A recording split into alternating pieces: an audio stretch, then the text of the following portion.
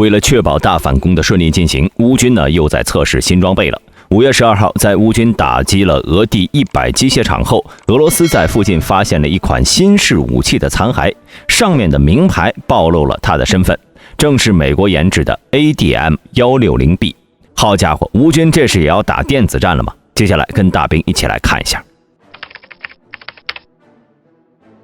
ADM-160B 微型空射诱饵，它是美空军呢在参考了美国海军的 ADM-141AB， 特别是 ADM-141C ITALD 空射诱饵之后，专门为空军研制的一款空射诱饵装备。其基本思路呢，就是通过电磁欺骗方式，用诱饵装置发出经过伪装的假信号，以此模拟己方战机的雷达特征，进而诱骗敌方防空系统做出反应，消耗敌方的防空导弹，或者在诱惑敌人雷达开机后呢，用反辐射导弹将其摧毁。而这次呢，在俄罗斯在卢甘斯克发现的 ADM-160B 是雷神公司在诺格公司的 ADM-160A 的基础上进一步改进而来的产品。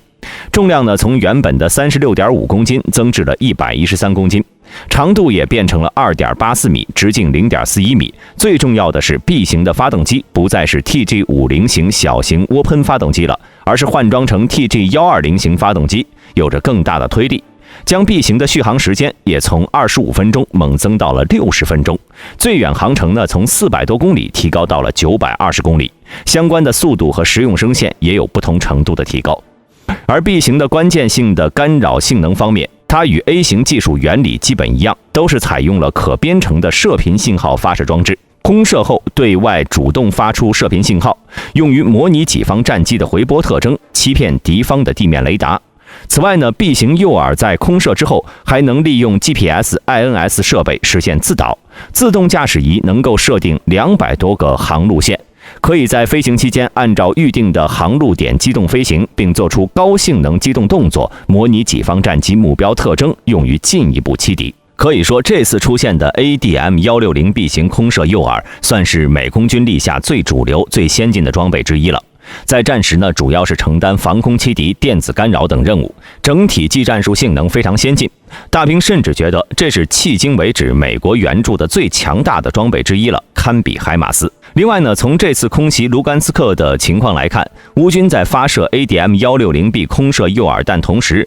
还让其与某种空射武器形成了配合。至于这款武器是什么呢？根据当天的俄罗斯消息报发布的一张照片显示，图中的导弹残骸上面标有 Storm Shadow 字样的零部件，翻译过来正是英国的风暴阴影巡航导弹的字样，证实了这款巡航导弹已经抵达了乌克兰。重要的是，风暴阴影还是一款防区外打击武器，极限射程可以达到560公里。借由此次空袭卢甘斯克的经验，在未来的大反攻中，乌军完全可以复制该操作，借助 ADM-160B 的特性，极大降低了风暴阴影被俄军探测拦截的可能性。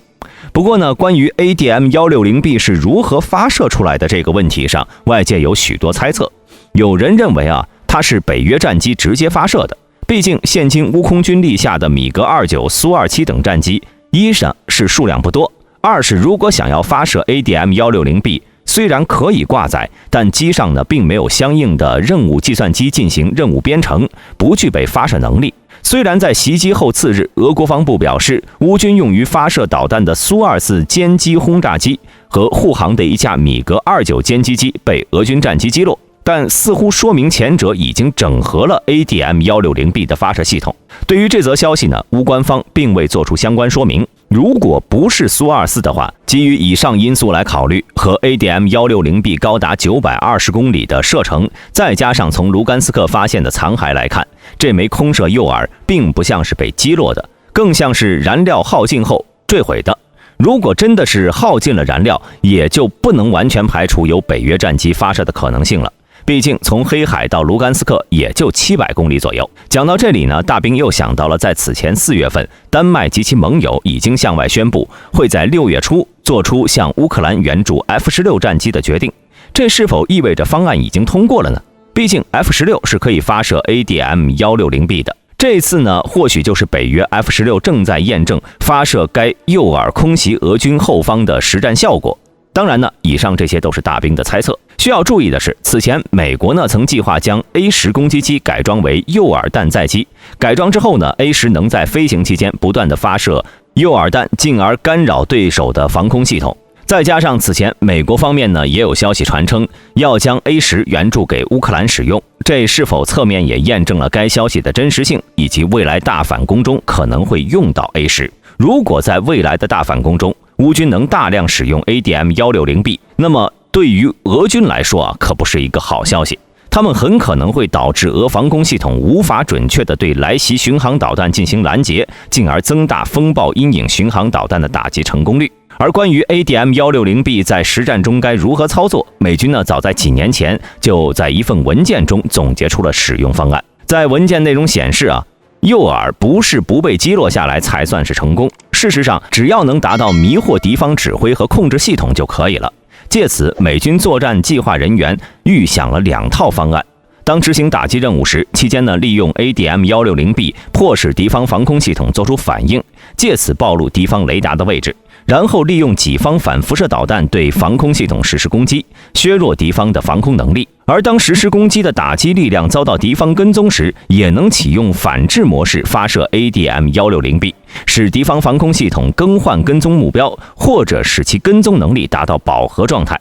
以此保护己方进攻力量的安全。基于以上2种方案呢，美军还发展出了 MALD、HARM、GSOW 3种武器协同攻击的模式，也就是发射 MALD 干扰敌方雷达和防空系统，减少或者消除对己方战机、防区外攻击武器的探测。期间呢，发射反辐射导弹攻击敌方开机雷达。最后呢，由 GSOW 得以顺利的突防攻击敌方重要的军事目标。这3种武器现今呢，乌克兰全部都有了，也就是 ADM-160B、AGM-88 哈姆反辐射导弹以及风暴阴影隐身巡航导弹。乌军呢完全可以按照美军的方案，在大反攻中压制俄军的防空系统，进而为己方战机、导弹来创造机会。另外呢，由于 ADM-160B 单价是很便宜的，一枚只需要35万美元。要知道，现今大多数防空导弹一枚就要数百万美元，用几十万消耗俄军的数百万，无疑是一笔稳赚不赔的交易。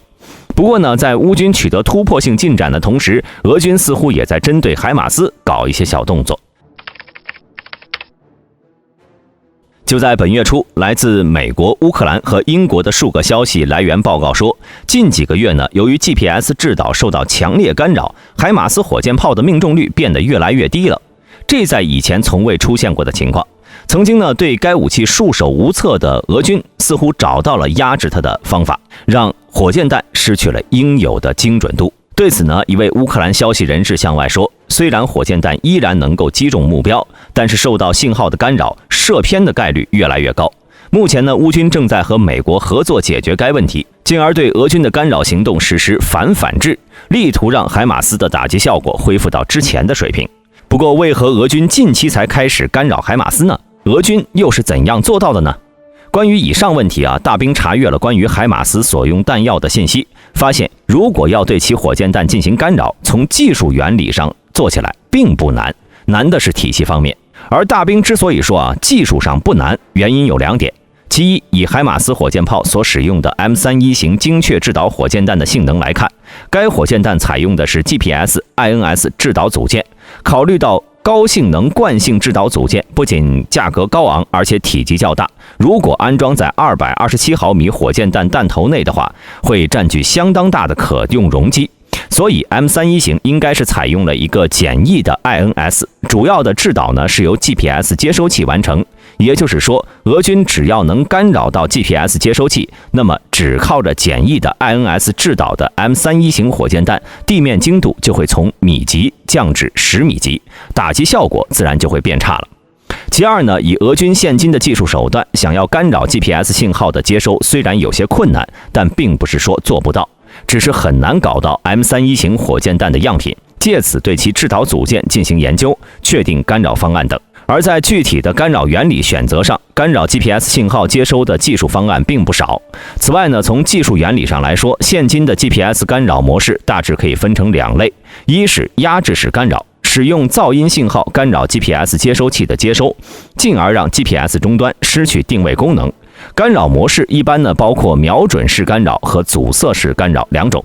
其二呢，欺骗式干扰，使用假信号来屏蔽真的 GPS 信号，例如产生式干扰和转发式干扰。以上两种模式，前者呢需要接收卫星的 GPS 导航信号的，然后自动生成 CA 码结构，最后通过转发有意形成时延，致使定位错误。后者则是通过技术手段生成符合技术要求和欺骗位置的 GPS 卫星信号，进而让干扰目标以为飞错了地方。综上所述，俄军想要干扰 M31型火箭弹的 GPS 制导信号其实并不难，难点在于对战场的射频管理和态势感知方面。首先，现今的 GPS 干扰器必然是一个大功率的射频装置，工作时会一直向外散射信号，这也就会导致可能会被乌军的电子侦察手段发现。就算不能发射 GPS、INS 制导的武器去打，也能用空地导弹或者反辐射导弹打击。所以呢，想要确保己方的 GPS 干扰器持续的工作，俄军就必须要确保对空域的态势感知。简单来说，就是地导要能对作业空域形成掩护，避免乌军使用反辐射导弹进行打击。另外呢，由于 GPS 干扰器对民用设备的干扰能力更强，一旦战场上存在着大量的民用 GPS 终端找定位点或者开着手机找路的行为，那么 GPS 干扰器就同样会干扰到己方作战部队。因此，俄军想要展开 GPS 干扰，就要做好战场通讯、战场射频和民用设备的管理。而俄军呢，在2021年1年的时间，自己的战场射频管理可谓是一团糟，许多士兵拿着明码的 GPS 定位设备到处跑。这种情况下，不可能对战场进行 GPS 信号干扰的，不然一旦进行干扰，还没等乌军海马斯打击精度下降，俄军自己的指挥系统就崩溃了。当然，从反制和反制的角度来看呢，虽然俄军的 GPS 干扰对海马斯打击效果造成了一定的影响，却并不意味着北约方面没有技术手段进行反制，例如更换性能更强的 GPS 制导组件，甚至将 M31型火箭弹的制导组件都给换掉等等。另外，目前美国的一份情报中显示，正在帮助乌军优先打击疑似俄军的干扰系统。目前呢为止也是持续进行情报收集任务，而这一次呢，乌军让 ADM-160B 和风暴阴影联合打击俄境内的目标，不知道是不是在为了打击俄军的干扰系统做准备。可以确定的是，能否在大反攻前找到应对措施，或者破坏俄军的干扰系统，将成为这次反攻中能否顺利的进展的关键。总结来说呢，大兵相信这两件事情之间应该是有着联系的，可能就是美国已经破解了俄军干扰系统的信息，正在让乌克兰预演大反攻期间的应对措施。那么大家的想法是什么呢？欢迎在评论区内讨论。如果视频中有出错的地方，也欢迎大家指正。今天的视频到此结束，喜欢的朋友请点赞关注，咱们下期再见。